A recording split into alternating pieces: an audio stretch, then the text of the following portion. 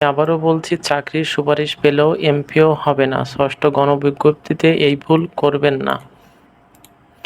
আপনি যদি ষষ্ঠ গণবিজ্ঞপ্তিতে শিক্ষক হওয়ার জন্য আবেদন করে থাকেন, তাহলে আজকের এই ভিডিওটি আপনার জন্য অত্যন্ত গুরুত্বপূর্ণ, কারণ সুপারিশ পাওয়ার পরেও অনেকেই পাচ্ছেন না এমপিওর সুবিধা।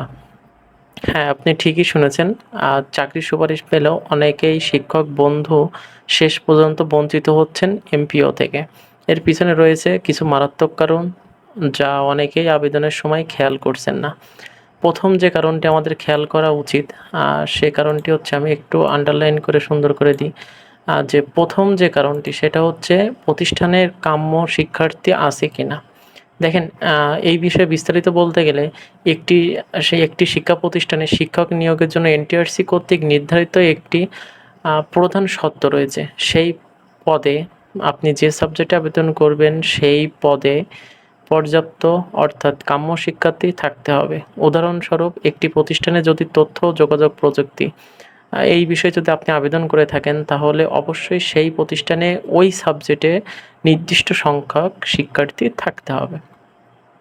আর এটা আপনারা কিভাবে বুঝবেন যে ওই প্রতিষ্ঠানে কাম্য শিক্ষার্থী আছে কিনা?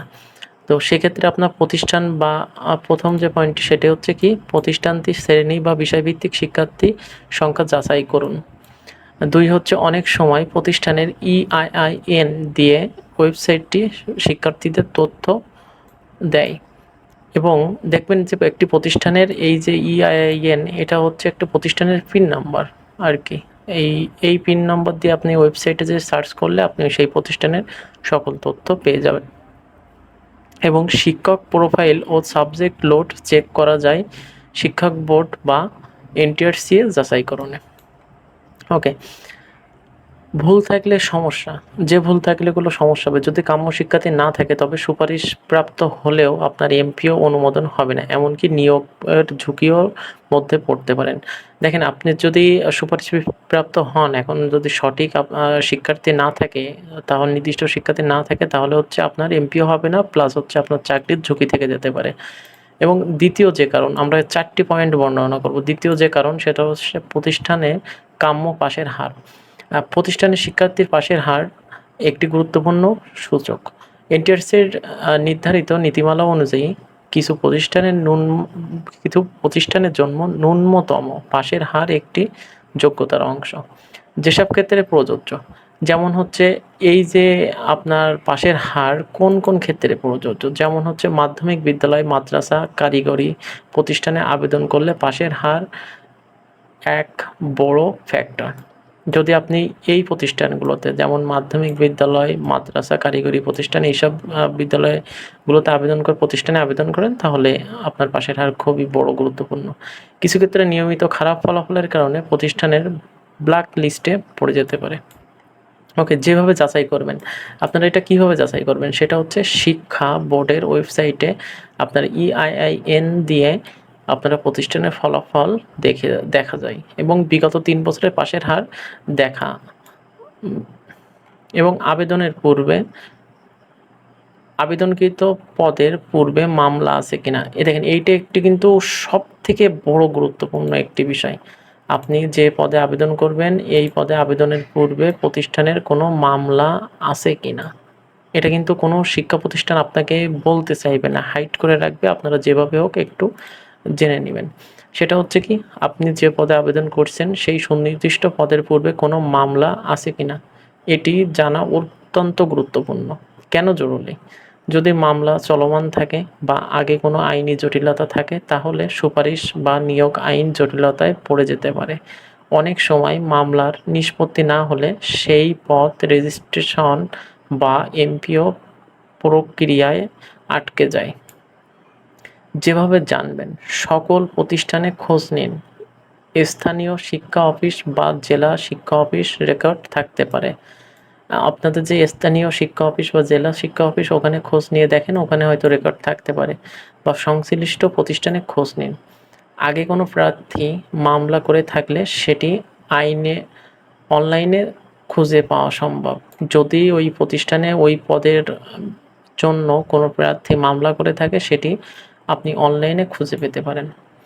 এবং 4 নম্বর যে বিষয়টি আমাদের, সেটা হচ্ছে পূর্বে কোনো শিক্ষক বা কর্মচারী ইনটেক্স বাতিল হয়েছে কিনা, এটাও কিন্তু জানা আমাদের জন্য খুবই গুরুত্বপূর্ণ। তো এই বিষয়ে কি আছে আমরা একটু দেখি যে ইনটেক্স বা ইএমআইএস ডাটাবেস এর যদি কোনো শিক্ষক বা কর্মচারীর পদ বাতিল হয়ে থাকে এবং সেই বিষয়ে আপডেট না করা হয়, তাহলে সেই পদের নতুন নিয়োগ বড় সমস্যা দেখা দেয়। দেখা যায় সাপোজ একটি শিক্ষক উনি হচ্ছে অবসরপ্রাপ্ত হয়ে গেছেন বা উনি চাকরি করতে করতে কোনো কারণবশত উনি প্রকৃতিতে ডাকে উনি মৃত্যুবরণ করেছেন। এখন ওই শিক্ষকের যে আপনার ইনটেক্স ওটা হচ্ছে ক্যান্সেল করা হয় নাই বা বাতিল করা হয় নাই। তো সেক্ষেত্রে কিন্তু আপনার নিয়োগ প্রক্রিয়ায় ঝামেলা হতে পারে। তো সমস্যার ধরন, অনেক সময় পদটি একটি সিস্টেমের অ্যাক্টিভ দেখায়, ফলে নিয়োগ আটকে যায়। পূর্বের কর্মচারী অবসর, বদলি, মৃত্যুবরণ, আমি যেটা বলছিলাম আর কি, যেটা আপনাদেরকে বললাম সেই বিষয়ে এখানে লেখা আছে। এবং যেভাবে জানবেন এই বিষয়ে আপনারা কিভাবে জানবেন, তো প্রতিষ্ঠান কর্তৃক বা সংশ্লিষ্ট ম্যানেজিং কমিটির তথ্য দিতে পারে।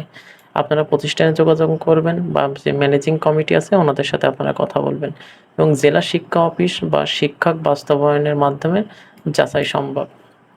পরামর্শ, আপনাদের জন্য যে গুরুত্বপূর্ণ যে পরামর্শটি থাকবে আমার পক্ষ থেকে, আমার তরফ থেকে যেটা থাকবে সেটা হচ্ছে একটু বলি, সেটা হচ্ছে কি, এই 4টি বিষয় ষষ্ঠ গণবিজ্ঞপ্তিতে আবেদন করার সময় ভালোভাবে যাচাই করে নেওয়া আবশ্যক। আপনারা যখন আবেদন করবেন তখন এই 4টি বিষয়, কোন 4টি বিষয় বলেন তো? এই যে প্রতিষ্ঠানে কাম্য শিক্ষার্থী আছে কিনা, প্রতিষ্ঠানের কাম্য পাশের হার, এবং হচ্ছে আবেদনের পদে পূর্বে মামলা আছে কিনা, এটা কিন্তু অবশ্যই খুবই খুবই খুবই গুরুত্বপূর্ণ।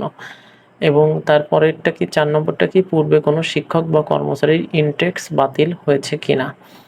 এবং পরবর্তীতে কি বলা হয়েছে, কারণ একটি ছোট ভুল আপনার সুপারিশ পাওয়ার পরেও এমপিও বন্ধ করে দিতে পারে বা পুরো নিয়োগ অনিশ্চিত হয়ে যেতে পারে। তো আপনারা আশা করি সবকিছুই বুঝতে পারছেন। আপনারা জেনে শুনে বুঝে আবেদন করবেন। আপনাদের কাছে এইটুকুই রিকোয়েস্ট। আর আপনারা আমার ইউটিউব চ্যানেলে নতুন হয়ে থাকলে অবশ্যই সাবস্ক্রাইব করবেন। আমি আপনাদেরকে আমি আমার সবসময় আমার বেস্টটা দেওয়ার চেষ্টা করি, এবং আমি জানি আপনাদের আমার ভিডিও থেকে হয়তোবা বিন্দুমাত্র হলেও উপকৃত হয়। আর সেই দাবি থেকে আমি আপনাদের কাছ থেকে রিকোয়েস্ট করব আপনারা আমার চ্যানেলটিকে সাবস্ক্রাইব করবেন। ধন্যবাদ।